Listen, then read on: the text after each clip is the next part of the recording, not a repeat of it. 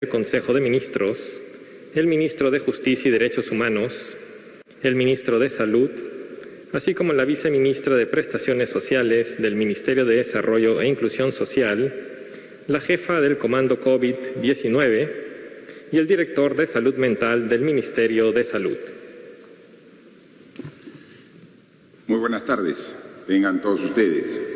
Un saludo desde aquí, desde Palacio de Gobierno, a todos los peruanos y peruanas que, siempre preocupados por la situación que vivimos en nuestro país y en el mundo, siguen atentamente esta conversación que con regularidad tenemos con la población por intermedio de los medios de comunicación.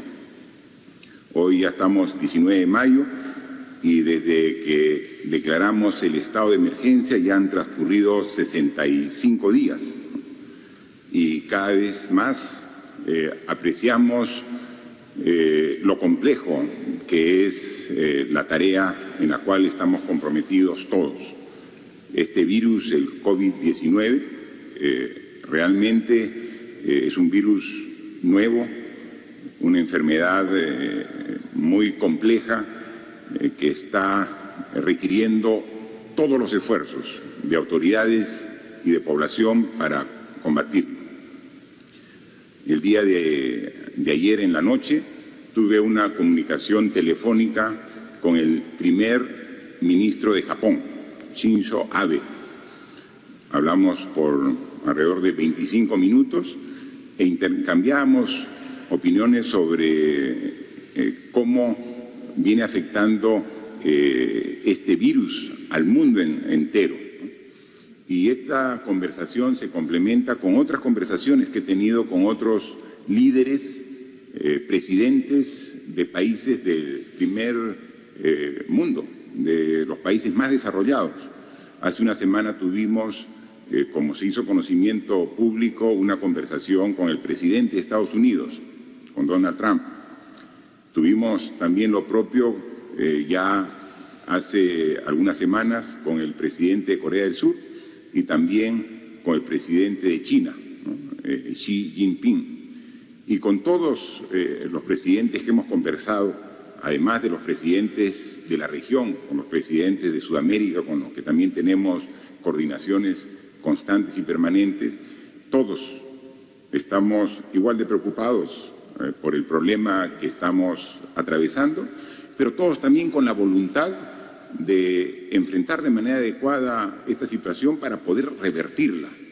Y coincidimos en que la mejor forma es el trabajo en equipo. No solamente el trabajo en equipo a nivel internacional, porque como este virus afecta a 200 países en el mundo, ya está bordeando los 5 millones de personas contagiadas a nivel mundial. Entonces vemos que los efectos son muy grandes.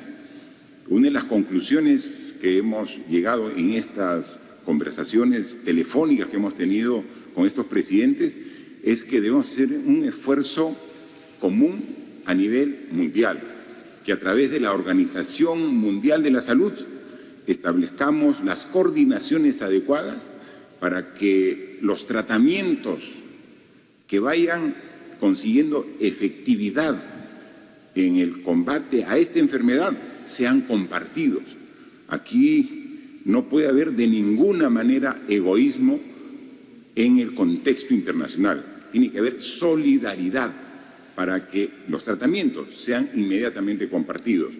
Por eso, uno de los acuerdos que tuve en la conversación con el presidente de China fue que viene ya una misión de científicos chinos para conversar con los científicos peruanos, que los tenemos y de muy alta calidad, sobre todo el análisis científico de esta enfermedad, para trabajar precisamente la cura a través de los procedimientos que estén dando resultados, como también ya lo hemos hecho, nosotros podamos dar a conocer el genoma del virus COVID-19 del Perú para que también sea analizado en el otro esfuerzo científico que se está haciendo a nivel mundial, que es el de buscar la vacuna.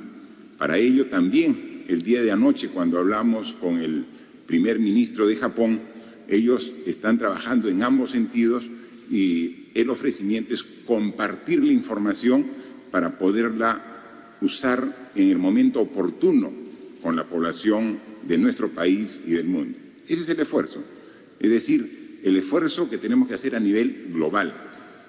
En la reunión que tuvimos con el presidente, en la conversación que tuvimos con el presidente de Estados Unidos, también fue en los mismos términos, pero también hubo de parte de este presidente un ofrecimiento de apoyo con equipo que requerimos aquí en el Perú. Ha ofrecido apoyar con ventiladores mecánicos para que puedan llegar, para sumarse al esfuerzo de tener cada vez más una mejor respuesta a los requerimientos que nos da esta enfermedad. En las próximas semanas está llegando este ofrecimiento que ha hecho también el gobierno de Estados Unidos y esperemos que esto se sume a los esfuerzos propios de adquisición que hemos hecho y que han aumentado la capacidad de respuesta que tenemos como país. Pero la reflexión es si el mundo está haciendo un esfuerzo de trabajo en conjunto, porque es la única forma de enfrentar de mejor manera a este virus. Tenemos que hacer lo propio al interior del país. Si el mundo se une para enfrentar a esta pandemia, con mayor razón debemos unirnos los peruanos. Y vamos a hacerlo, como lo venimos haciendo desde el primer día. Vamos a continuar con este esfuerzo de unidad, empezando por el gobierno, obviamente, que siempre ha estado monolíticamente unido para combatir este enorme problema. Aprovecho siempre la oportunidad para aclarar falsas noticias que tratan de desinformar a la población. El fin de semana corrió por medios digitales una noticia de que habría un cambio de gabinete, que algunos ministros estarían siendo cambiados. Qué mal de parte de los que generan esa desinformación tratar de transmitir noticias falsas. Y alguien me decía, y hacía una reflexión, ¿no?, que el virus, el COVID-19, como lo hemos dicho en muchas oportunidades, se transmite a través de las personas. ¿Cómo se transmite el COVID? De persona a persona. Por eso es que si las personas ponen esfuerzo de no movilizarse, de no acercarse, de no entrar en contacto con otras personas, eliminamos la transmisión del virus COVID-19. También las noticias falsas no se transmiten solas, las transmiten las personas. Entonces hay que hacer el mismo esfuerzo de combatir el COVID, de combatir la desinformación.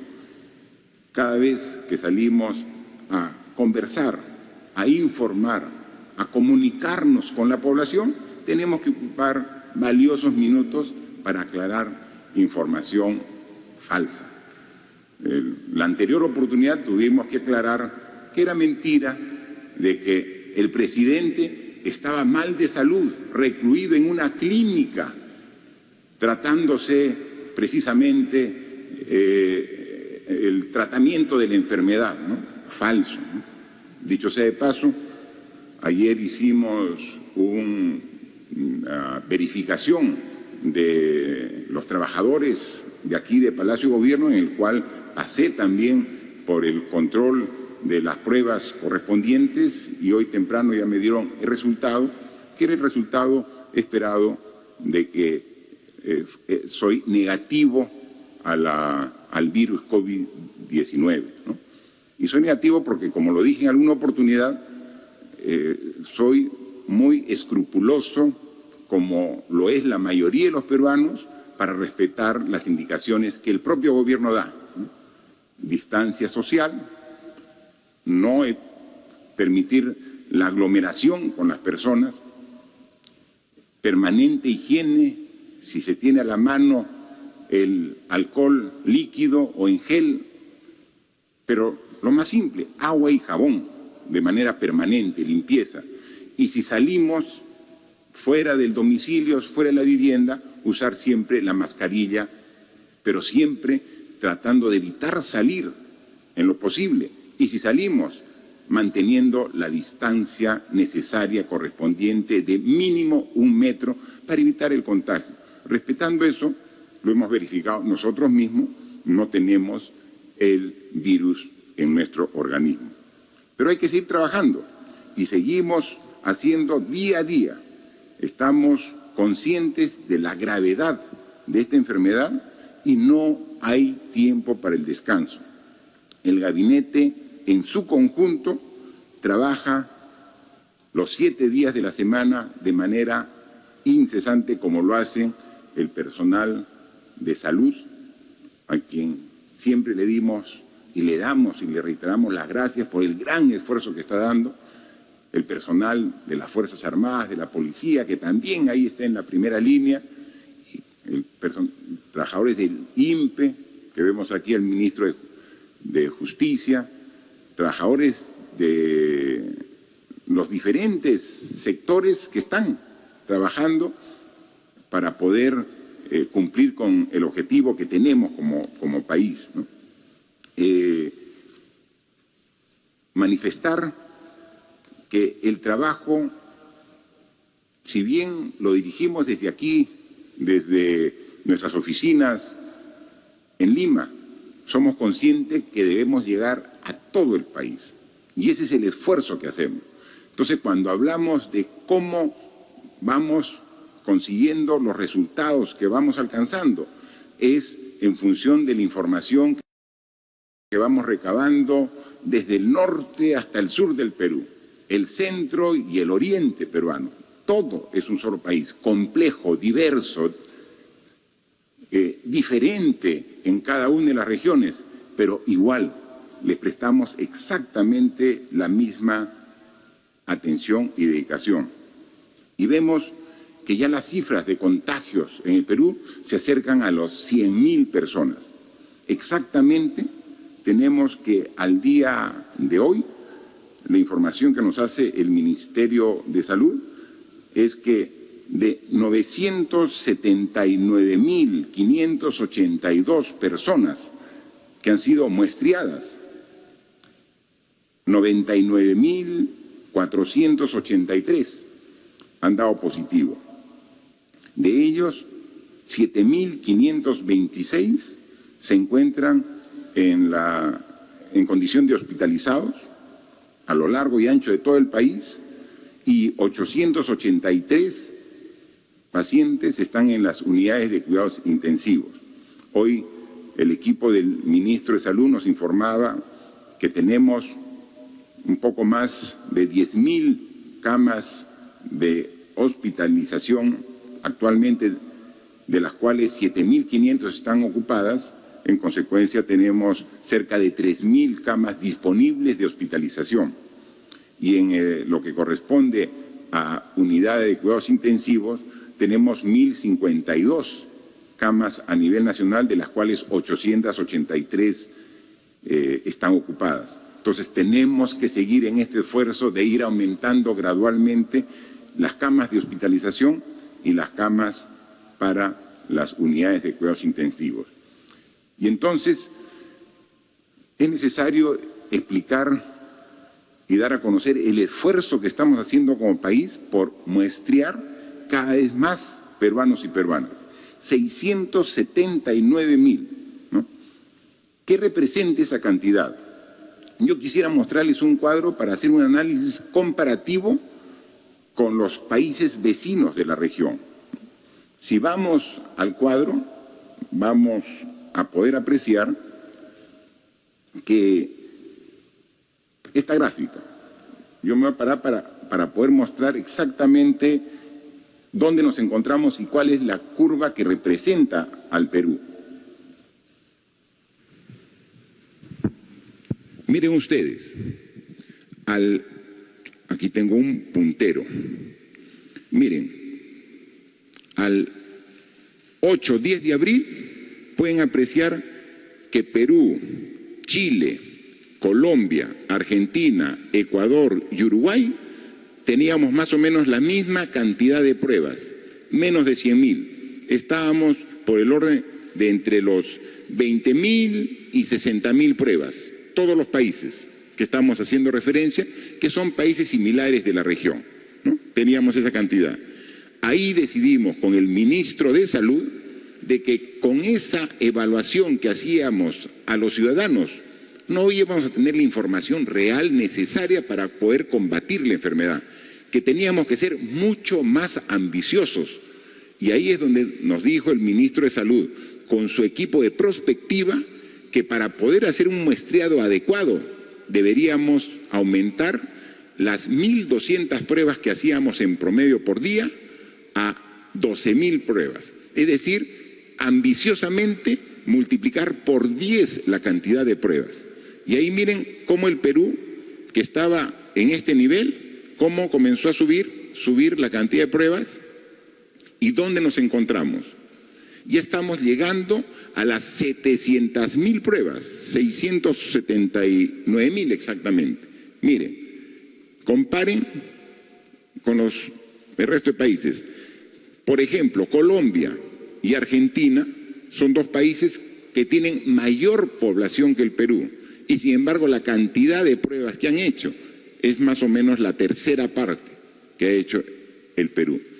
Este esfuerzo de realizar pruebas de manera así intensa nos permite sincerar la información, nos permite dar información más real para poder directamente llegar a las personas que están siendo infectadas y poder hacerles el tratamiento correspondiente y poder evitar que los contagios continúen de manera indefinida. Y ahí tenemos que, para tener un panorama de todo el país, hemos también distribuido las pruebas a nivel nacional. Tenemos un cuadro que puede ser claro para que se vea el esfuerzo que estamos haciendo a nivel nacional. Más o menos nosotros ya, como país, hemos adquirido alrededor de 1.400.000 pruebas, de las cuales ya han llegado un porcentaje importante ellos. Pero hemos distribuido 422.000 pruebas a todas las regiones del país, para que complementariamente al muestreo que hace el Ministerio de Salud, es salud que tiene pruebas, también los gobiernos regionales están haciendo el trabajo y el esfuerzo de determinar el nivel de contagio que se tiene en cada una de las regiones. Pueden apreciar que las regiones que han recibido mayor cantidad de pruebas, en este caso pruebas rápidas, pero también pruebas moleculares, son Piura, La Libertad, Lambayeque, Loreto. Son las regiones que tienen el mayor nivel de contagio y en consecuencia tienen la mayor cantidad de pruebas que han recibido. Otras regiones tienen menor cantidad de pruebas en función del tamaño de su población y el nivel de contagio que tienen actualmente. Y de esa forma es que venimos trabajando a nivel de todo el país. Y por ello es que los ministros, encabezados por el Premier, están viajando de manera constante y permanente a todas las regiones del país. El Premier estuvo recientemente, la semana pasada, un viaje primero a la región Lambayeque, luego se fue a la región de Ucayali, estuvo en Pucallpa, y recientemente, hace 2 días, ha estado en la región de Loreto, en Iquitos, conversando con las autoridades regionales, con las autoridades de salud, con la propia población a través de su sociedad civil, los esfuerzos que estamos haciendo todos en conjunto para poder enfrentar a esta enfermedad.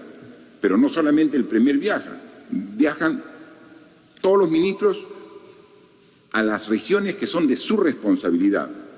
Tenemos que en la semana que está transcurriendo, en la última semana, ha viajado el canciller, ha estado en Tumbes, el ministro de Vivienda ha estado en Piura, el Premier estuvo en Lambayeque, en La Libertad ha estado el ministro de Transportes y Comunicaciones, en Ancash ha estado el ministro de Educación con el ministro de Salud. Luego en Ica, ya al sur de Lima, ha estado el ministro de Salud. Ha estado también viajando hasta el extremo sur del Perú. He estado el día sábado directamente en la región de Tacna y en la región de Moquegua. Se tiene en Cajamarca, ha estado el ministro de Defensa. En Pasco ha estado el ministro del Interior. En esta semana continuamos. Hoy día en Apurímac se encuentra la ministra de Economía y Finanzas. En Puno se encuentra ahora el ministro de Vivienda. En Cusco está el ministro de Comercio Exterior y Turismo. Hoy también ha viajado a Piura el ministro del Interior. En esta semana, el jueves, está viajando a Amazonas el ministro de Transportes con la ministra de Cultura. Está viajando el jueves el ministro de Vivienda Arequipa. Mañana nuevamente viaja a Iquitos la ministra de la Producción y también está viajando a Junín el ministro de Justicia. Es decir, estamos haciendo el esfuerzo de llegar a las diversas regiones del país, obviamente dando prioridad a las regiones que tienen mayor índice de contagio de este virus para poder articular los esfuerzos que estamos haciendo. Los ministros no viajan solos, van con un equipo de trabajo del Ministerio de Salud, van llevando también equipamiento, implementos, pruebas para que las regiones puedan tener la capacidad de respuestas que se requiere en esta situación tan difícil para todos los peruanos. Hay que manifestar que al viaje que se realiza a todas las regiones, también estuvo la ministra de la Mujer en la región de Ucayali, ahí presente. Tuvieron una larga jornada el primer ministro en Iquitos, que viajó con varios ministros para ver la diferente problemática. Se ve que el gran esfuerzo que se está haciendo en Iquitos está logrando poquito a poquito mejorar la situación tan delicada que estaba sufriendo esta región de nuestra Amazonía, afectada de manera severa por el COVID-19. Manifestarles que estos esfuerzos tienen que continuar. No podemos nosotros de ninguna manera disminuir el esfuerzo que estamos haciendo. No podemos nunca, ante una enfermedad tan compleja y tan grave, tener alguna actitud triunfalista. Tenemos que seguir trabajando con el mismo esfuerzo e ímpetu que lo hicimos desde el primer día. Identificamos que los problemas se estaban dando en las zonas de contagio más concentradas, que eran los mercados. Y lo dijimos, vamos a trabajar directamente en los mercados con los municipios para revertir esta situación. Y ahí se comienzan a ver los resultados. Pero para poder actuar teníamos que evaluar. Y hemos evaluado los mercados, y aquí yo les muestro solamente algunos de los mercados que han sido evaluados para que vean la diversidad de resultados. Aquí pueden ver nuevamente en el gráfico de los mercados que hemos evaluado, por ejemplo, los mercados que tienen más del 50% de sus comerciantes con la infección del COVID-19 en su organismo.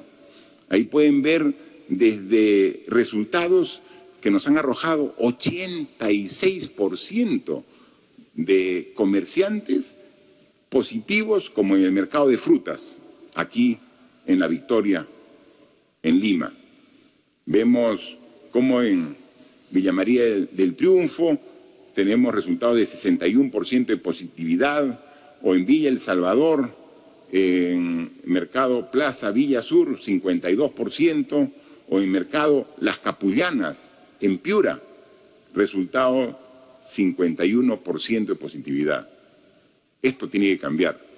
Si no disminuimos el nivel de contagio en los mercados, no vamos a poder disminuir la infección de esta enfermedad. Vemos que estos son una muestra de mercados que tienen más del 50% de positividad. Tenemos también algunos otros mercados que tienen una positividad entre 31 y 50%, ¿no? Vemos aquí en Los Olivos 49%, vemos por ejemplo en Comas, La Victoria, Independencia, por el orden del 41, 47%, vemos que Mercado La Hermelinda en Trujillo se evaluó a 200 personas y el 40% estaban contaminados con el virus COVID-19. Vemos en Lambayeque, el Mercado Modelo, 34% de personas que estaban infectadas con el COVID, ¿no? Entonces vemos que ahí entre 30. Pero también hemos visto que en unas regiones la concentración, la positividad que se ha encontrado son menores al 30%, ¿no? Vemos que en Paita, en el Mercado Las Mercedes, hay un 25% de positividad, o tenemos en Lambayeque el Mercado Mochoqueque, que tiene 19% de contagio, en Chimbote el Mercado La Perla, 12%, en Pasco el Mercado de Graciano Rixe, 11%, en Huancayo el Mercado Mayorista tiene 9%, y quien sí se lleva todo el reconocimiento es el Mercado Modelo Grau en Tacna, que se hizo una evaluación de 175 comerciantes que laboran en este mercado en la región del extremo sur del Perú, en Tacna, y el nivel de contagio de sus comerciantes era 0%. 0%. Entonces esto da garantía que todas las personas que van a adquirir sus productos, sus alimentos, a este mercado, pueden tener la plena confianza que van con seguridad. Obviamente no se pueden confiar, pero tienen la información de que los comerciantes están cumpliendo todas las normas que se han dado para poder evitar el contagio, y tenemos a ese extremo. Entonces vemos mercados que tienen comerciantes con más del 80% de contagio, y tenemos el otro extremo. Entonces, eso nos hace ver que sí se puede actuar de manera correcta, que sí podemos trabajar y eliminar el contagio. Sí es posible. Algunas regiones lo están demostrando, que con responsabilidad, con esfuerzo, con dedicación, puede tenerse resultados satisfactorios, que es lo que encontramos en una serie de mercados en diversas regiones del país. Así como hablamos de los mercados, un tema que es relevante y que quisiera tratar en unos minutos es el tema de la norma que permitía a los niños y adolescentes hasta los 14 años poder salir por algunos minutos de su vivienda acompañado de un adulto. Esta norma, como todas las decisiones que tomamos, son discutidas. Y es lógico que se discutan, estamos en una emergencia. Entonces, si los niños se quedan por más de 60 días dentro de la casa, hay gente que reclama. Si se les permite salir, hay gente que lo observa. Entonces tenemos que ser muy responsables. Y eso tratamos de hacer en cada una de las decisiones que tomamos. Hoy nos acompaña aquí como parte del equipo del Ministerio de Salud el doctor Yuri Cutipé, que es el director ejecutivo de Salud Mental del Ministerio de Salud. Yo quisiera que él nos dé unas palabras sobre cuál es lo que se espera con esta norma que se ha dado y qué cuidados debemos tener para que permitir esta salida, que es beneficiosa para los niños, que bajo la evaluación propia de los adultos que los cuidan, que son generalmente los padres, puede hacerse con el cuidado correspondiente. Yo pediría, por favor, al doctor Cutipé que nos dé unas palabras al respecto en su condición de especialista, por favor.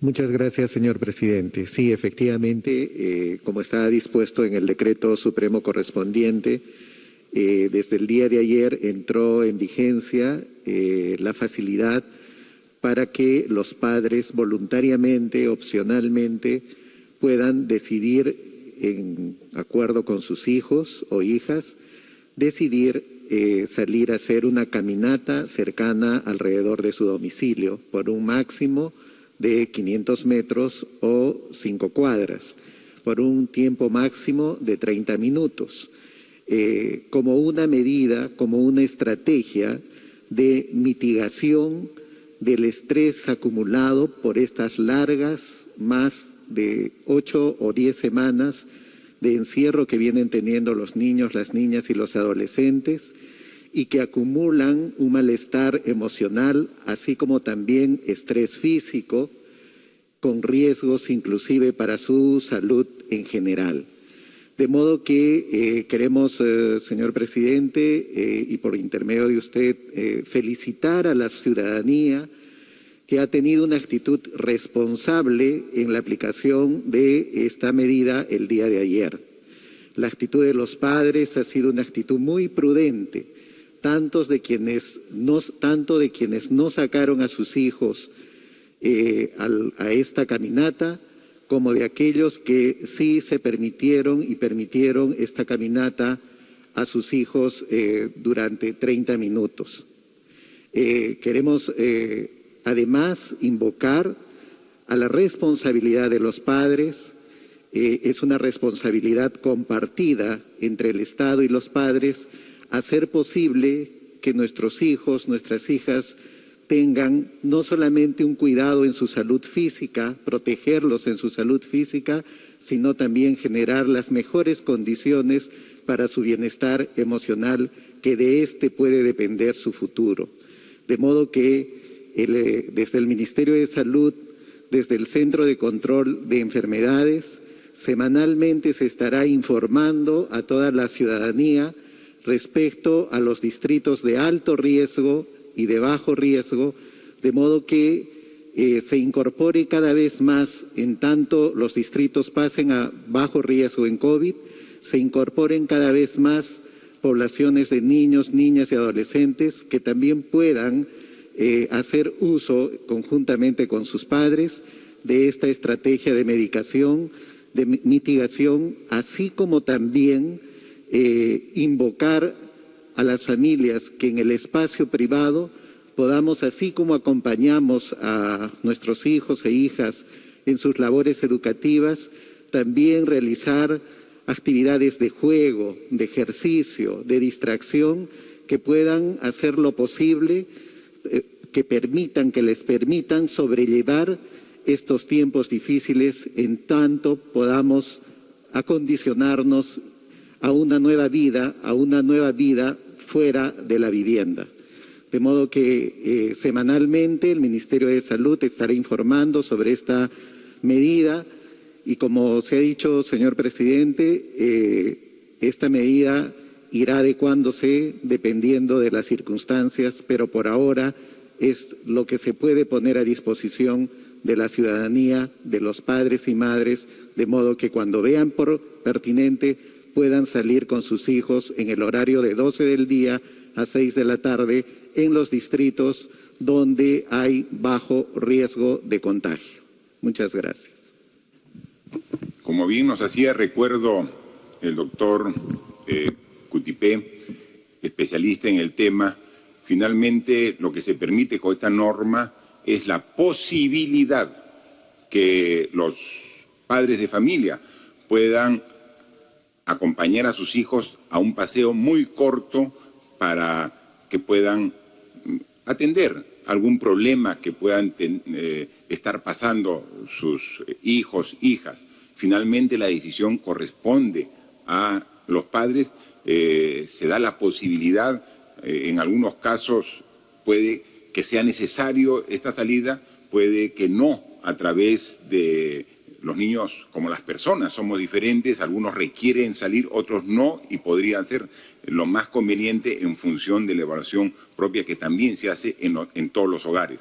Así que seguiremos evaluando esta norma, porque lo que queremos en esta norma y en todas las que damos es que tengan los mejores resultados en beneficio de la población. Eso es lo que buscamos. O sea, no existe la decisión perfecta. Son decisiones que se tienen que tomar buscando lo mejor para todos los ciudadanos. Y hay veces las decisiones que se toman que benefician un aspecto puede perjudicar en otro. Es ahí donde hay que buscar el equilibrio.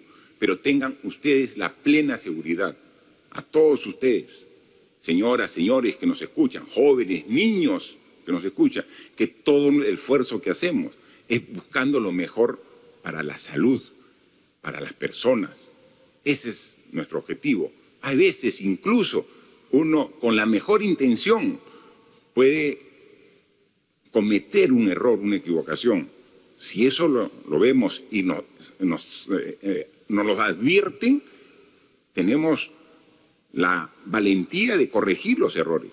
O sea, la voluntad siempre es de buscar lo mejor para la ciudadanía. Este es un virus nuevo. Este virus no tiene un catálogo de cómo reaccionar para combatirlo, ni aquí en el Perú, ni en ninguna parte del mundo. Así que con criterio, con responsabilidad y con mucho esfuerzo estamos buscando las mejores respuestas en el campo de la salud, en el campo económico, en el campo social para atenderlo, ¿no? Y ahí estamos con todo el esfuerzo. Somos conscientes que un estado de emergencia de este tipo está originando problemas también en los ingresos familiares de los hogares peruanos. Por eso es que hemos dispuesto ya hace algunas semanas que 6.700.000, 800.000 hogares reciban 760 soles. Este bono que hemos dicho, como una ayuda económica del gobierno para poder atender las necesidades básicas de esta población vulnerable que siente los efectos de esta cuarentena. Hemos pedido información al Ministerio de Economía y a los ministerios responsables de esta transferencia, y el compromiso es que de estos 6.700.000 hogares que están identificados que van a recibir el bono, a fines de mayo, a fines de este mes, debemos estar ya atendiendo a 5.100.000 hogares. Más de 4.000 millones de soles que de manera acumulada, desde que se comenzó a dar el bono, vamos a entregar a las familias que lo requieran. No vamos a lograr atender al total de las familias, de los hogares, hasta fines de este mes de mayo, pero sí a más de 5 millones de hogares. El 1.600.000 hogares que quedan pendientes serán atendidos en la primera quincena del mes de junio. Queremos nosotros que antes que termine el mes de junio podamos haber atendido a estos 6.700.000 hogares para que puedan, con esta transferencia de 760 soles, atender lo más urgente que queremos. Estamos en pleno trabajo. Ya la experiencia nos ha permitido hacer las transferencias de manera más eficiente. El primer tramo que dimos de un bono de 380 al inicio, nos demoramos como 45 días para hacer efectivo, porque no había cómo hacer la transferencia a tantas familias. Se va adquiriendo un expertise, una experiencia que le estamos mejorando y ya nos permite asegurar que más de 5 millones de hogares, antes que termine este mes de mayo, tendrán los 760 soles disponibles para poder utilizarlo en lo que sea más conveniente.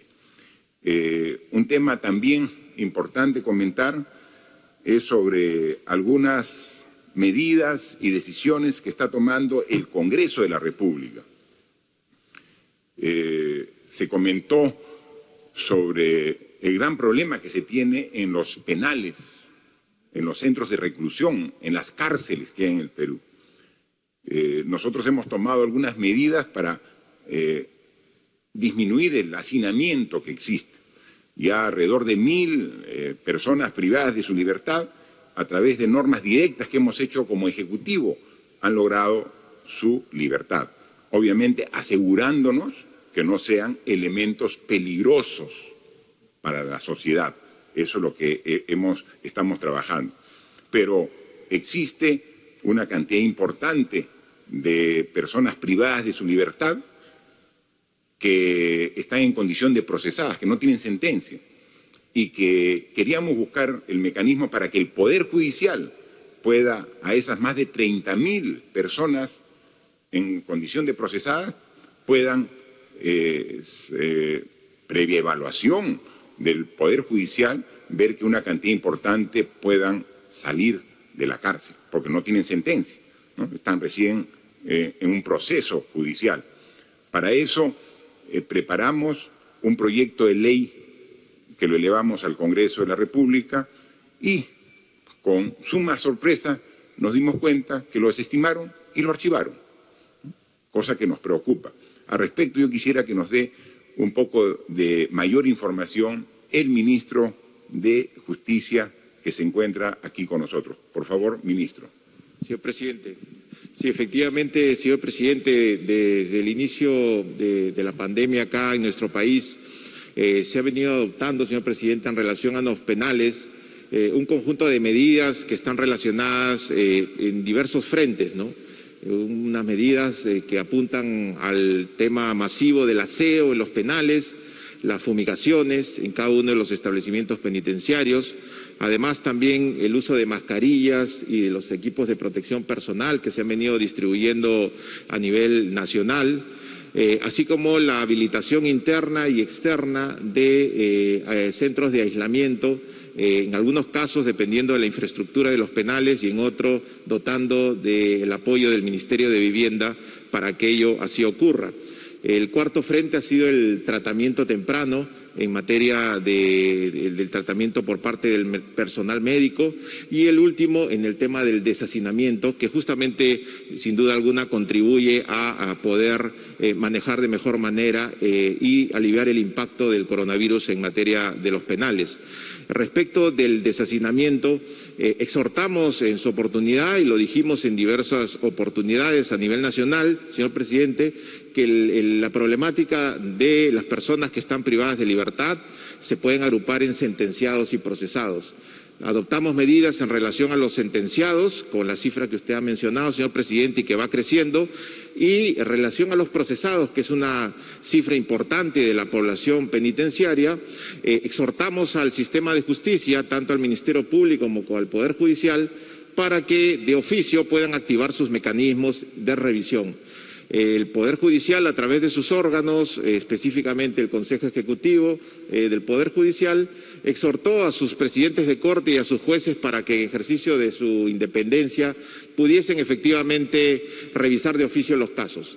El impacto de esta exhortación no ha sido el esperado y es por eso es que nosotros presentamos, al igual que el Poder Judicial, porque el propio Poder Judicial declaró públicamente que se requería de una ley para poder establecer criterios uniformes y obligatorios para todos los jueces de la República, presentamos este proyecto de ley. El Poder Judicial presentó 2 proyectos de ley que fueron debatidos en el marco de un consenso muy importante en el marco de la Comisión de Justicia. Tanto Poder Ejecutivo, Poder Legislativo y Poder Judicial nos sentamos a discutir estos proyectos. Saludamos la iniciativa de la presidenta de la Comisión de Justicia, saludamos el espíritu conciliador y de consenso que se presentó en esa comisión y lamentablemente días después vimos el archivamiento de estos proyectos. En ningún caso, señor presidente, hemos tenido el ánimo de trasladar el problema al Congreso de la República. Prueba de ello es que el propio Poder Judicial ha solicitado y ha pedido que esto se regule por ley y, en segundo lugar, nosotros no teníamos las facultades delegadas. En su oportunidad las solicitamos. y basta realizar una comparación literal entre lo que se solicitó y lo que se concedió para poder concluir indubitablemente que se nos negó estas facultades. Obviamente, señor presidente, nosotros no nos vamos a quedar de brazos cruzados y por eso es que en aras de la protección del derecho a la salud de los internos y de los agentes penitenciarios de los 68 penales es que amerita un nuevo pedido de delegación de facultades para poder proteger estos bienes y valores constitucionales, señor presidente. Muchas gracias, ministro. Efectivamente, en las facultades que recibimos del Congreso de la República no establecía que podamos legislar al respecto. Por eso es que propusimos un proyecto de ley al Congreso para que se atienda este grave problema que existe en las cárceles con el hacinamiento. El Congreso lo desestimó, se abstuvo, porque al final la votación lo que ganó fue la abstención, ¿no? Entonces es una forma de decir, mejor no toco el tema y si se abstiene, lo archivo. Entonces, no veo el problema. El problema está ahí y hay que dar una solución. Entonces hemos tomado como decisión de gobierno no legislar sobre el respecto, darnos a nosotros la responsabilidad y nosotros sí lo hacemos. O sea, aquí no se trata de lavarse las manos. Hemos presentado el proyecto de ley para que lo haga porque la institución que legisla es el Congreso de la República. Hágalo usted, señores congresistas. Poder legislativo, no archivo. Entonces, denos esa facultad. Denos facultades para legislar en el tema y nosotros lo hacemos. Damos la ley que está requiriendo el Poder Judicial para actuar respecto a las decenas de miles de procesados que deberían tener un análisis pronto para solucionar este problema. Pero este no es el único tema en el cual tenemos comentarios claros, precisos y directos respecto a algunas decisiones que ha tomado el Congreso de la República. Para que la sustente y dé el detalle correspondiente, yo cedo la palabra a nuestro primer ministro para que pueda comentar respecto. Por favor. Presidente, gracias. Efectivamente, este virus tiene un impacto impredecible y tenemos que dar una respuesta como Estado, donde todos los órganos, inclusive los autónomos, tienen que tener sobre la mesa su mejor disposición, desde sus responsabilidades, acudir a una atención, pero también focalizar en conjunto mejores respuestas. Como bien se ha explicado, estamos advertidos que un delicado problema era la sobrepoblación o el hacinamiento en los penales y obviamente se instituía como un alto foco contagioso. Pedimos facultades para una mejor regulación, fueron negadas. Entendíamos que el Parlamento quería legislar, presentamos una iniciativa legislativa a la cual se sumó iniciativas del Poder Judicial y también iniciativas de los propios parlamentarios. Lamentablemente, ninguna de estas ha prosperado, están archivadas. Y esta era una iniciativa bastante interesante de parte del Poder Ejecutivo, porque el 30% de internos en los establecimientos tienen la condición de procesados.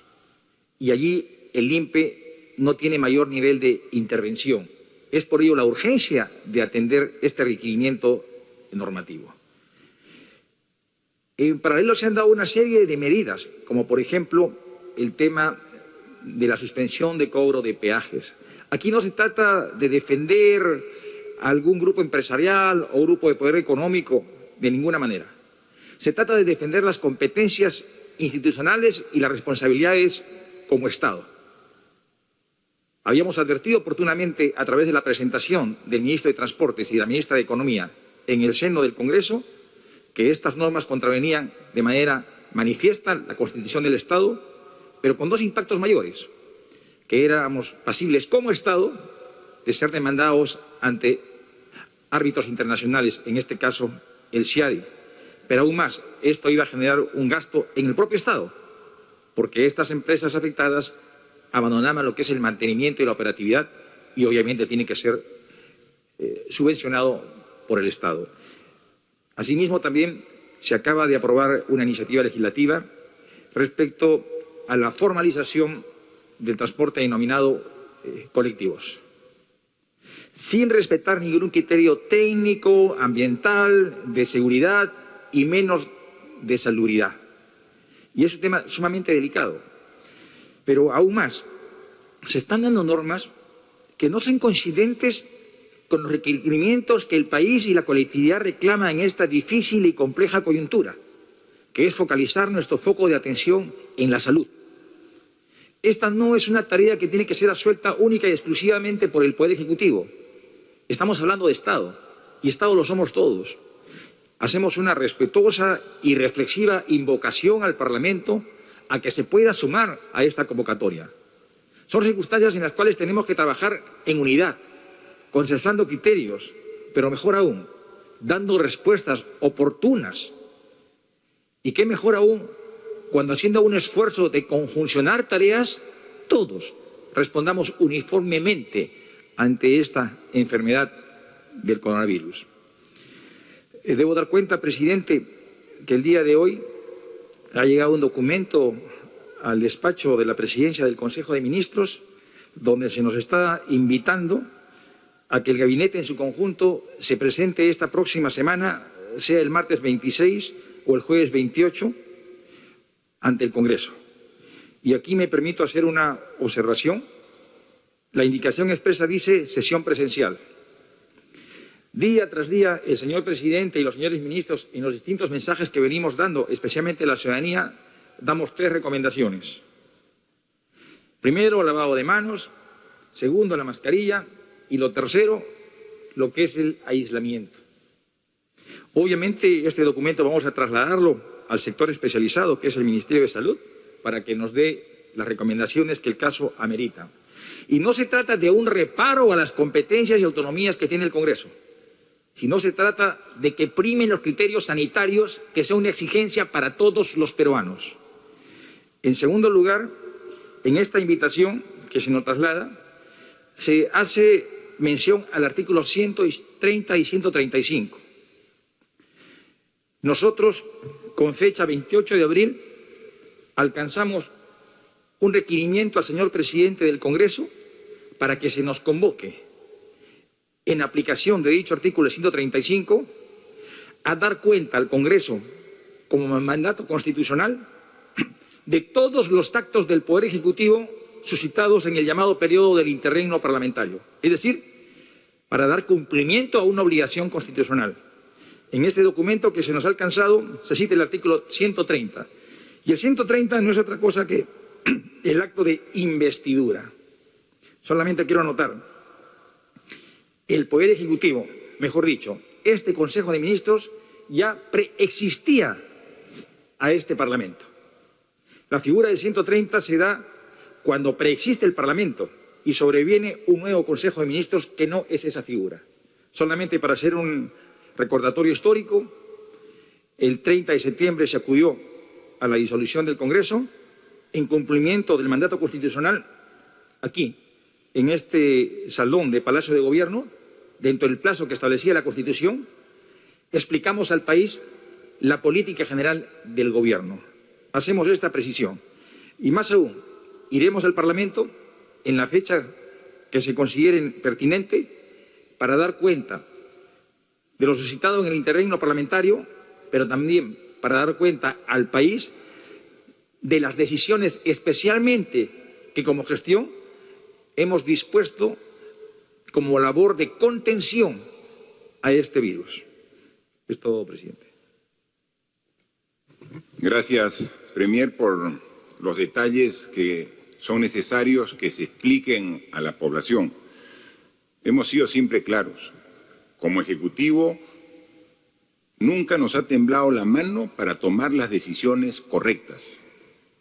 Como Gobierno, siempre hemos actuado mirando lo que es mejor para la población y lo vamos a continuar haciendo.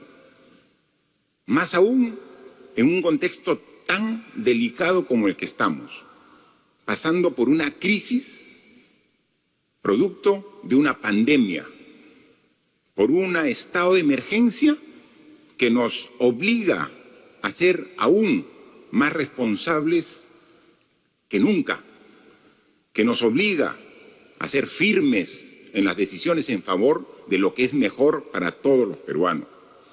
En consecuencia, la energía que hemos tenido siempre para defender lo que es lo correcto, vamos a renovarla una vez más. Le decimos con todo respeto al Congreso de la República, queremos trabajar juntos en bien del país y nuevamente estrechamos nuestras manos para hacerlo juntos, pero pensando lo mejor para el país, no en grupos individuales. Ahora queremos lo mejor para el país. Dense cuenta de la difícil situación por la que estamos atravesando, que nos convoca a que tomemos las mejores decisiones, que no aprovechemos la distracción del combate que todos los peruanos estamos haciendo al COVID-19 para modificar, por ejemplo, normas que ya fueron no solamente aprobadas en su oportunidad, sino que fueron consensuadas con la población. El avance que hemos hecho en la reforma política y en la reforma del sistema de justicia no puede retroceder. ¿Cuánto nos ha costado a los peruanos, por ejemplo, establecer que en las próximas elecciones se respete la paridad y alternancia para que la mujer peruana tenga un lugar importante en la vida política de nuestro país? Ese concepto que es tan importante porque corrige una situación de postergación histórica de la mujer en el Perú, se quiere dejar de lado. Nuevamente se está discutiendo en el Congreso para decir que paridad y alternancia para que puedan incorporarse mujeres al quehacer político del país se vea más adelante. Eso ha sido un esfuerzo que nos ha costado en estos 2 años de gobierno. Para dejarlo de lado, vamos a defender los avances en la reforma política y los avances en la reforma del sistema de justicia. No vamos a dejar que la distracción del esfuerzo de todos, justo por combatir a esta enfermedad, den lugar a cambios sorpresivos que van en contra de lo que es una democracia moderna, un país moderno como el que queremos para todos los peruanos. Hemos dicho, esta enfermedad nos está golpeando y nos está golpeando duro, pero vamos a salir de ello. No vaya a ser que cuando salimos de la pandemia, cuando podamos vencer al coronavirus, gracias al esfuerzo de todos los peruanos, encontremos una serie de normas y leyes que van a generar más perjuicio y daño que el propio virus que nos está afectando. Por favor, responsabilidad de todos. Nosotros vamos a dar nuestro cuota de responsabilidad. Pedimos y exigimos la misma responsabilidad al Poder Legislativo, por el bien de todos los peruanos. 2 temas adicionales. Uno, referido a los medicamentos. Esta es una enfermedad nueva. Al inicio, hace pocos meses, no se sabía cómo combatirla. Los científicos de todo el mundo, incluidos los del Perú, han comenzado a encontrar tratamientos que logran evitar el agravamiento de los pacientes que tienen el COVID-19.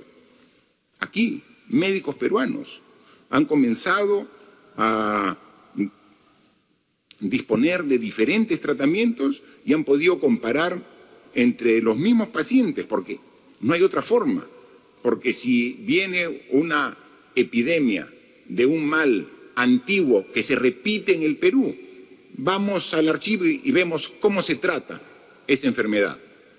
Y decimos, ante esta enfermedad se trata de esta forma, pero es una enfermedad nueva.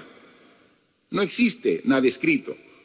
Se está escribiendo la historia del COVID ahora, en vivo y en directo, con el esfuerzo de los profesionales del sistema de salud.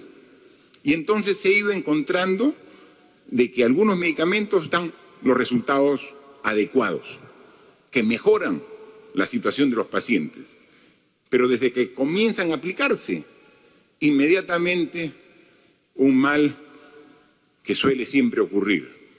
Comienzan a acapararse, comienzan a especular y comienzan a subir de precio los medicamentos. Es decir, siempre queriendo algunos empresarios aprovecharse de la desgracia del país por la que estamos pasando. Y eso no podemos permitirlo. Hemos, a través del Ministerio de Salud, incorporado los medicamentos que están establecidos como tratamiento para esta enfermedad dentro del listado de medicamentos genéricos que deben ser de obligación, que como genéricos estén en la lista de productos de las farmacias del país. Y estamos encargando que se haga una fiscalización para que estén dispuestos para la venta al público. Y de esta manera podamos nosotros asegurar de que estos medicamentos puedan llegar. Vamos a tener que hacer la fiscalización correspondiente. Además del agregado de los medicamentos en el listado como medicamentos genéricos, tiene que haber la fiscalización para que estén presentes, porque la norma, la ley que dimos el año pasado sobre medicamentos genéricos tiene sanción y penalidad para las farmacias que no cumplan con esta obligación. Se estará publicando en breve esta resolución ministerial de salud, donde incorporan estos medicamentos que se ha visto que funcionan para combatir el COVID-19, pero en su condición de medicamentos genéricos. Pero no es lo único.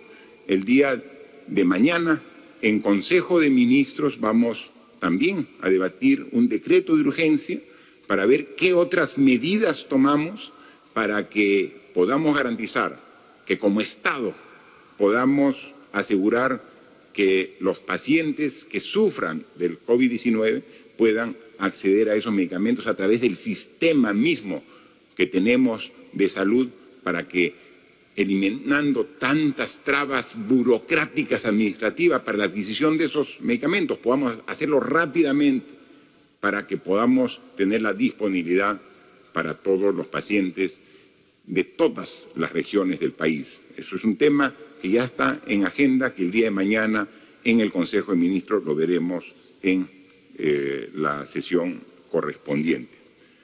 Agradecemos siempre la atención y quedamos ahora a disposición de los medios de comunicación para que nos hagan llegar las consultas correspondientes. Gracias, señor presidente. Vamos a iniciar entonces con la ronda de preguntas virtuales. La primera pregunta es de CNN. El doctor Jesús Velarde, presidente de la Sociedad de Médicos Intensivistas, ha señalado en medios que ya no se está admitiendo en UCI a pacientes adultos mayores y que se está comenzando a elegir a aquellos que tienen más posibilidades. Es decir, que estamos en la temida etapa de selección, de decidir quién vive y quién muere. ¿Cuál es la respuesta del gobierno a esta afirmación? Yo pediría, aprovechando que está aquí presente la doctora Pilar Macetti, que es la jefa nacional del Comando COVID-19, que articula la respuesta de salud ante esta enfermedad, que nos pueda responder esta interrogante. Por favor, doctora. Gracias, señor presidente. Como parte de las funciones del Comando Operativo COVID-19 está la parte que tiene que ver con la hospitalización.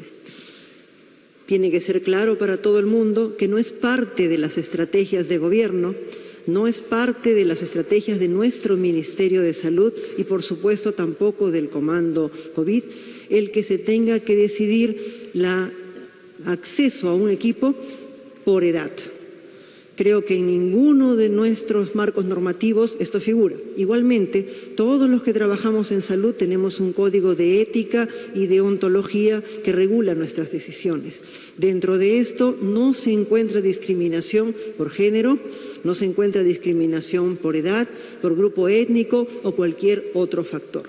Cualquier decisión que se toma en salud respecto a una atención con medicamentos, algún procedimiento, algún acceso a un equipo, acceso a cirugía, siempre pasa por el respeto a la voluntad de la familia y a la voluntad del paciente. Y si en algún momento se llega a una decisión tan difícil como la mencionada, que no es este el momento, definitivamente tenemos una serie de mecanismos para poder asumir ese tipo de decisiones que pasa inclusive por una junta médica. Todo esto está regulado por nuestro colegio médico y el comité de ética y de deontología que nos regula a todos nosotros. No estamos en ese momento. Muchas gracias, doctora. Por favor. La siguiente pregunta es del periódico digital WIC, que refiere en la primera parte de su interrogante también a la consulta que hizo CNN acerca de la situación en la que los médicos tienen que elegir qué pacientes ingresan a UCI y cuáles no. Y también consultan por qué no se crean cercos en los distritos con mayor contagio para impedir que el virus se traslade a las jurisdicciones con menor número de casos, como ya lo han pedido varios especialistas. ¿Es verdad que a la fecha muchos efectivos policiales están pidiendo su baja por miedo a contagiarse? Por favor, ministro de Salud, Víctor, puede contestar esta interrogante que también coincide con la anterior, pero que tiene otro tema complementario. Gracias, señor presidente. Buenas tardes. Para ratificar lo dicho por la doctora Mazzetti, en el sentido de que no es política de nuestro ministerio y de nuestro gobierno hacer discriminación alguna para el acceso a los servicios de salud y menos para el ejercicio de nuestro derecho a un servicio de calidad. En segundo lugar, en relación con el control poblacional como estrategia para reducir el impacto de la epidemia, nuestro enfoque es ciertamente distinto, es habilitar con información en tiempo real a los decisores, sean estos nacionales, regionales o locales, con respecto al nivel de riesgo que se encuentran en cada una de sus localidades por la diseminación o por la forma en que se está diseminando el virus. Esa es la razón por la cual nosotros hemos sido muy intensivos en el uso de pruebas de laboratorio y el mapeo en todas las regiones del país y en todos los distritos que tienen esta información. Con ella no solamente pueden tomar decisiones los gobernadores, los alcaldes,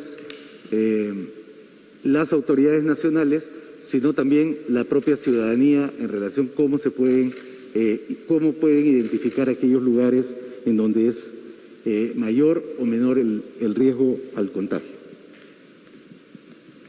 Bien, gracias, ministro. Solamente yo respondo la parte final de la pregunta de este periódico digital, que dice: ¿es verdad que efectivos policiales están pidiendo su baja?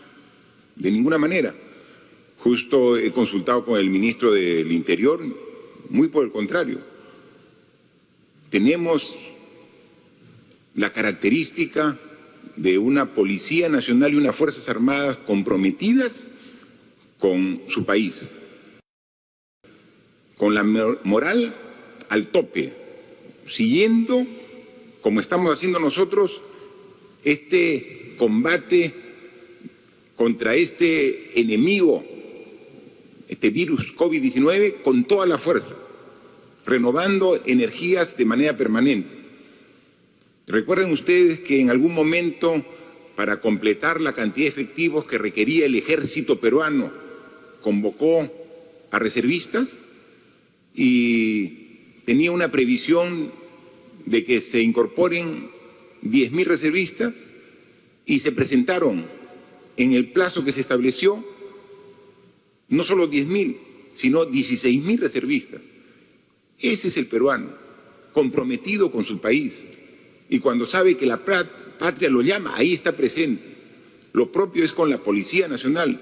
Incluso se está recibiendo comunicaciones de solicitudes de incorporación al servicio de la policía, muy por el contrario de pedido de baja. Así que no se equivoquen, los peruanos todos estamos en primera línea y estamos dispuestos a combatir hasta que ganemos esta batalla como nos hemos propuesto todos juntos. La siguiente pregunta es del programa Al Rojo Vivo de Radio Activa de Cañete. De la región Lima Provincias, Cañete es la provincia con la mayor cantidad de infectados por COVID-19. ¿Qué le falta al gobierno central para emitir la norma que permita dar funcionamiento al Hospital Regional de Cañete? ¿Qué falta para intervenir los mercados de San Vicente, Mala e Imperial y se realicen las pruebas moleculares a sus comerciantes? ¿Y a quién corresponde que al personal por terceros del Hospital Resola no les paguen hasta hoy? A ver, también, por favor, si colabora con la respuesta el ministro de Salud. En relación con la infraestructura en Cañete, nosotros estuvimos de visita en esa localidad la semana pasada y al igual que muchos otros establecimientos hospitalarios, se encuentran en alguna fase de su culminación. Muchos de ellos se encuentran en litigios o en arbitrajes. Esperamos esta semana, como lo ha anunciado el señor presidente, poder dar una norma que nos permita utilizar infraestructura que está lista para ser utilizada o puesta en operación y que estos litigios o estos arbitrajes no impidan que podamos desplegar la mayor cantidad de nuestros recursos en beneficio de nuestra población, cuál es el caso de Cañete. En relación con los mercados, ya se ha explicado también que esta es una estrategia nacional, pero que es implementada y liderada, pero apoyada ciertamente por el gobierno central, liderada e implementada por los alcaldes, ya que la ley define que los mercados se encuentran bajo su responsabilidad. Y nosotros no solamente asistimos técnicamente, sino dotamos de las pruebas necesarias para identificar el grado de riesgo que se encuentran esos establecimientos. En tercer lugar, en relación con los terceros, hemos dado ya las normas para que se eliminen los contratos de terceros en todos los hospitales, se cancelen las deudas, se trasladen a estos trabajadores de distinto nivel de desarrollo profesional a un contrato mejor, que es el CAS COVID. Se han dado las normas para establecerlo. Lo mismo son las autoridades locales, en este caso el director de salud a nivel local, que tiene que hacer las modificaciones presupuestarias para poder utilizar los recursos que se encuentran en la región y hacer que la ley se cumpla. Gracias, ministro. Sí, la siguiente pregunta es de Vía Televisión de San Martín. Vemos al día de hoy que para sobrevivir tenemos que conseguir medicinas tan caras que muchas familias peruanas no pueden acceder.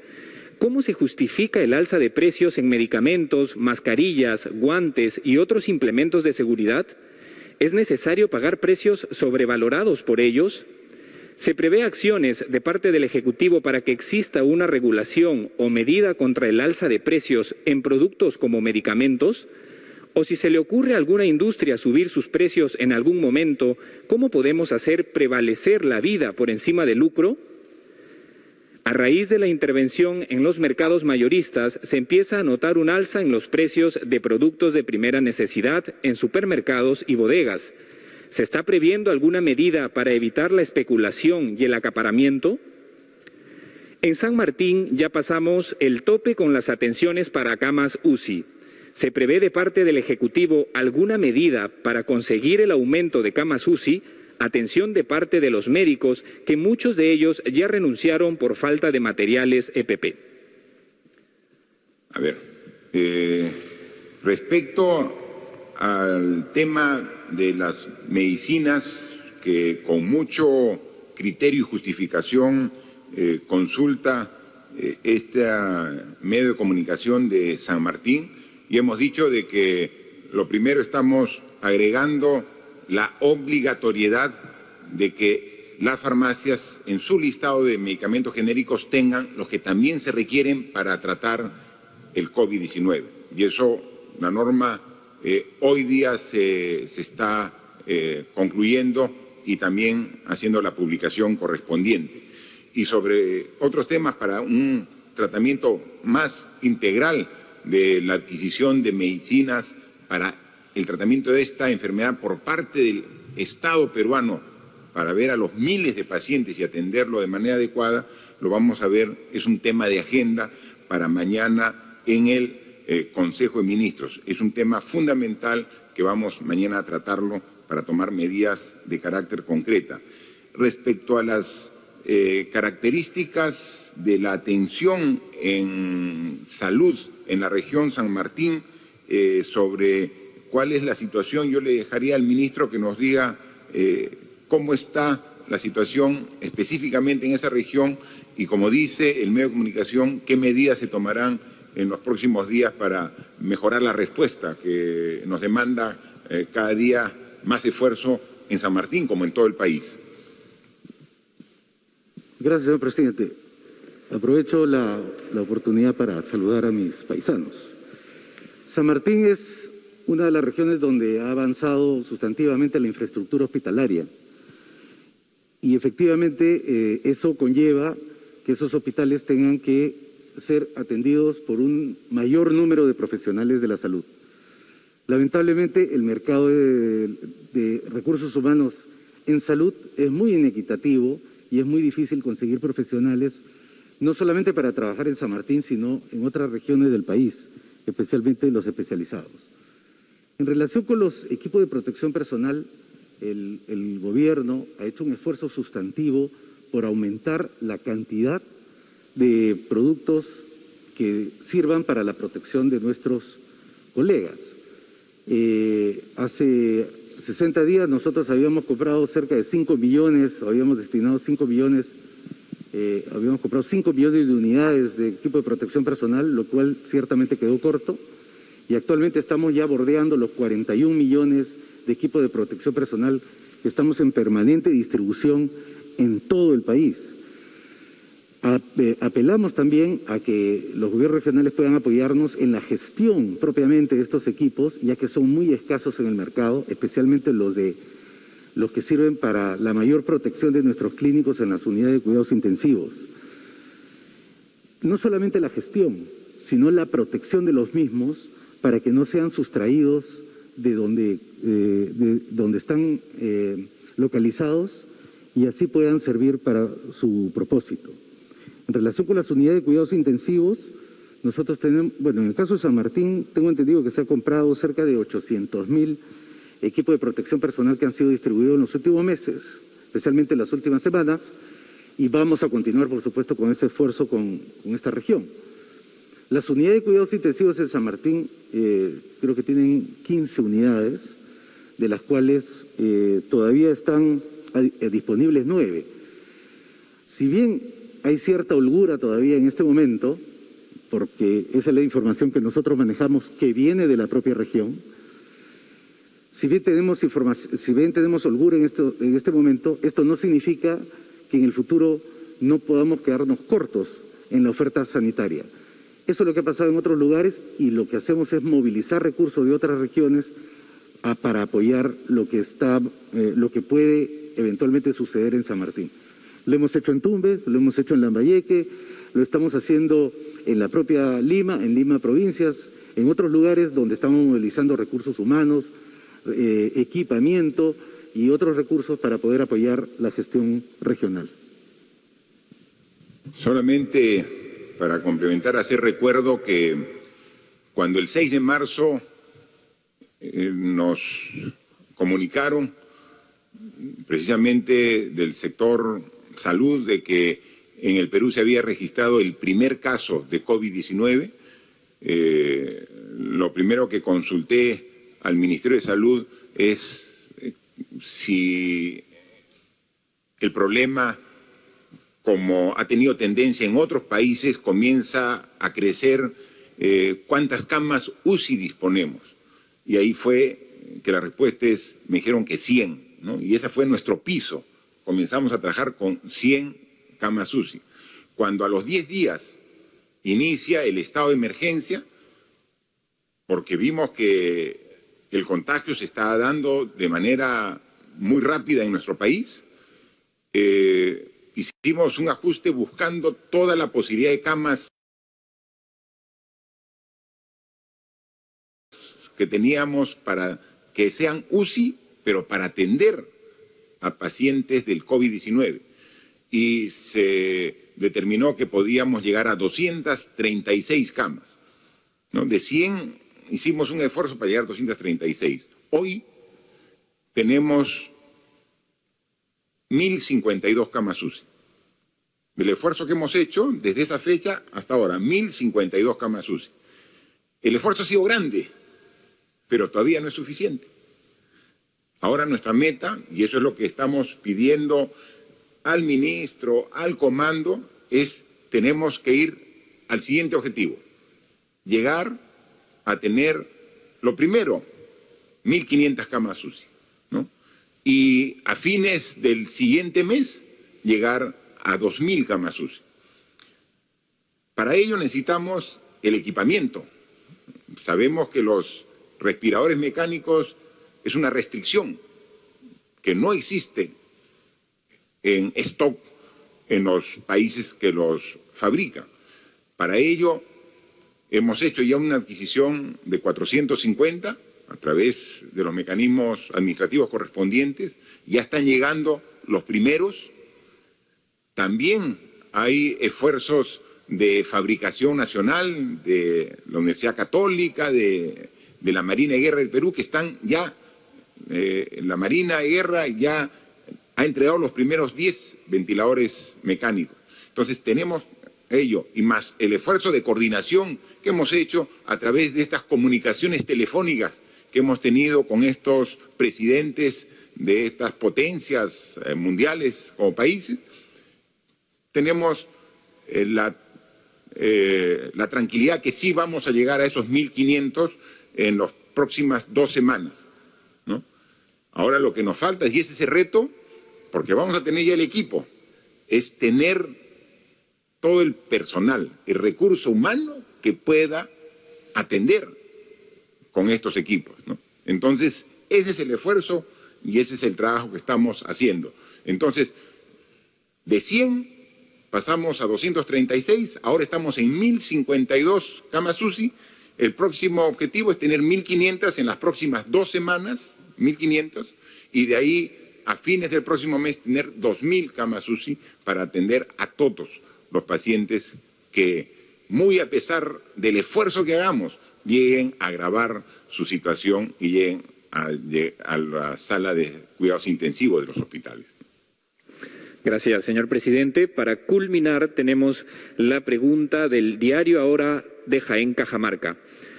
El Hospital Nivel 2 de Jaén demoró más de 5 años para construirse. Ha sido visitado por expresidentes de la República, incluso por el presidente Martín Vizcarra, quien puso en marcha este nosocomio en un porcentaje mínimo y comprometió su operatividad al 100% en el presente año.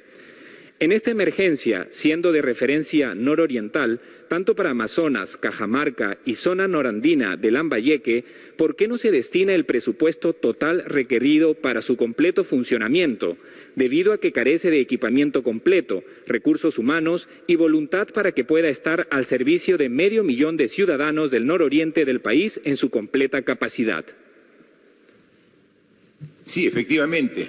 Yo hasta en 2 oportunidades he visitado el hospital de Jaén y efectivamente asumí un compromiso con el gobernador regional, con el alcalde de Jaén y con su población de que en este año 2020 el hospital de Jaén debería estar operando al 100%. Como todo construcción e infraestructura nueva, comenzó a operar de manera gradual y progresiva.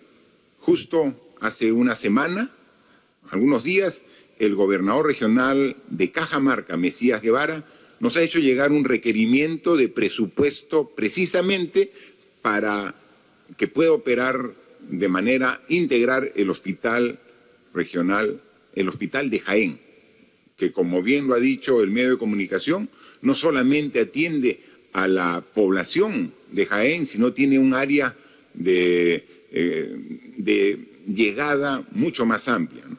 Así que ya hemos coordinado con la ministra de Economía y Finanzas para asignar los recursos requeridos por el gobierno regional de Cajamarca para que pueda trabajar de manera integral, atendiendo ahora a los pacientes COVID, pero después atendiendo a todos los requerimientos de salud de esta gran región de Cajamarca. Para concluir, ya después de haber respondido a las preguntas de los 5 medios de comunicación que se han hecho presente, manifestar un concepto. Llevamos 65 días en este estado de emergencia. Y la pregunta que hacemos, ¿cuánto tiempo más? Y es la respuesta obvia que ustedes mismos las conocen. La población es sumamente consciente y responsable y sabe que hay acciones que hemos tomado que deben continuar. Son acciones de carácter individual y colectivo. No estamos esperando una fecha determinada para decir que las medidas de protección personal terminan, ¿no? Es decir, el lavado de manos con agua y con jabón de manera permanente, el uso de alcohol o producto desinfectante permanente, no va a acabar mañana, pasado ni el próximo mes, tiene que ser continuo. El uso de la mascarilla, ¿no?, que la usamos todos cuando tenemos que salir. Esta mascarilla tenemos que usarla de manera permanente cuando salgamos de nuestra vivienda, cuando salgamos al trabajo, cuando salgamos al mercado, cuando salgamos al banco. Tenemos que usarla y usarla bien cuando salgamos. Esta es una barrera al virus. Si lo tenemos, no sale, se queda en la mascarilla. Si no lo tenemos, no ingresa, se queda en la mascarilla. Es fundamental. Pero adicionalmente la distancia mínima de 1 metro con las personas, a los costados, adelante, atrás. Si es un poquito más, mejor. Lo mínimo es 1 metro. Y entonces, esas nuevas características de comportamiento que todos hemos incorporado a nuestra forma de actuar. No lo teníamos hace 3 meses. ¿Quién en el Perú usaba mascarillas cuando salía de su vivienda? Nadie. ¿Quién en el Perú mantenía esta distancia? Muy por el contrario, nos gustaba estar pegados a las personas que queremos, abrazar, besar, estrechar la mano. Pero ahora, como es un virus muy contagioso, tenemos que estar a la distancia y tenemos que respetar. ¿Y esto es hasta el fin de semana? No, esto va a continuar, porque tenemos que combatir esta enfermedad hasta que la derrotamos. Y así va a ser. Pero también hay restricciones de carácter colectivo. Las que hemos hablado son las restricciones de carácter individual, es decir, comportamiento individual. Continúa. Yo estoy seguro que todos vamos a respetarlo. Pero hay restricciones sociales, colectivas. El dictado de clases para los alumnos en los colegios, para los alumnos en la universidad, ya no van a ser presenciales por varios meses, hasta que no tengamos un tratamiento confirmado o una vacuna. Vamos por varios meses. Entonces, no es que el fin de semana, no, esto es continuo. El funcionamiento de restaurante, el funcionamiento de espectáculos deportivos, el tener lleno un coliseo, un estadio, eso ya no puede ser, también, por lo menos un mediano plazo. Entonces, también se ha visto, y hablando con los gobernadores regionales, hablando también con los miembros de las fuerzas del orden, el ministro del Interior, el ministro de Defensa, ¿no? Entonces, se tiene que mantener el orden en horas de la noche, donde si no controlamos a través de una restricción de movilidad en horas de la noche, podemos generar focos de contagio, porque es ahí que se podría permitir aglomeraciones, y entonces tiene que haber una restricción que continúe. Entonces, lo que tenemos que ver es qué medidas podemos ir ajustando de manera secuencial para poco a poco ir recobrando una aparente nueva normalidad. Porque hemos dicho que tenemos que aprender a transitar hacia una nueva convivencia. Entonces no existe el día en que se diga se levanta la restricción y todo como antes del 15 de marzo. Eso no existe. Entonces, a lo largo de los días y las semanas, lo que sí tenemos que hacer responsablemente, pensando en lo mejor para usted, es qué ajustes se van haciendo. Y eso lo vamos a hacer siempre con la asistencia profesional de las personas responsables, de los profesionales, de los expertos, a los que siempre acudimos, escuchamos, de todas las ramas, de la ciencia, de todo tipo, que tienen siempre recomendaciones muy adecuadas para actuar en estas circunstancias. Así que seguimos trabajando, seguimos así, mostrándonos ante ustedes con la verdad y con la transparencia que tiene la obligación de respetar una autoridad que se debe a su pueblo. ¿Los momentos son difíciles? Por supuesto que sí. ¿Son complejos? También.